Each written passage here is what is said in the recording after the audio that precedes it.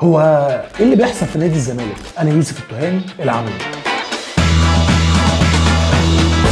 نادي الزمالك واحد من اهم الانديه في قاره افريقيا، نادي ليه قاعده جماهيريه كبيره وزيه زي اي نادي في العالم، حبه فوق حبه تحت، بس تحت المره دي شكلها مطوله. تعال نشوف ايه اللي بيحصل اليومين دول وقول لي شايف حل للوضع ده ولا لا. نادي الزمالك من فتره لعيبته تم اتهامهم ان هم بيتعاطوا مخدرات، فجماهير الفرق المنافسه مسكت في الكلمه وقعدوا يرازوهم بيها وهاتك يا معاير. وبعدها ظهر كام لعيب على السوشيال ميديا من نادي الزمالك وهو لا مؤاخذه بيشيل شعر جسمه. احنا مالناش دعوه والله، كل واحد حر في نفسه، بس هل ده كان وقته؟ او هل كان لازم يعني تقول لنا ان انت بتعمل كده؟ ولا انت عشان توفر ثمن الجلسه فقررت توجب مع الدكتور فركبت الناس عليه؟ ملهاش لازمه. بعدها اداره النادي بعت احسن لعيب عندهم في خط النص في اخر يوم في سوق الانتقالات من غير ما يحضروا له بديل، وقبلها كانوا اقلوا الجهاز الفني وعينوا جهاز فني جديد، مش جديد قوي بس بعد اسبوع واحد رجعوا المدير الفني اللي كانوا لسه ماشيين. ده كلام؟ هو ايه الخوته دي؟ هو ايه اللخبطه دي؟ واللي شكله كان حاضر ماتش فاركو غصب عنه. نادي استنى لحد اخر نص ساعه في سوق الانتقالات عشان يروح يأيد لعيبته، ولما ما نفعش راح مهاجم واحد من اهم رموز النادي وقال انه اثر معاهم، مع ان طول عمر الرمز ده بيقف في ظهر النادي وبيعدلهم حاجات كتير، ده غير طبعا مشاكل تانية كتير مش هتتلخص كلها في فيديو واحد. قول لي انت بس شايف الازمه دي ممكن تخلص امتى؟ ولما تخلص هتخلص ازاي؟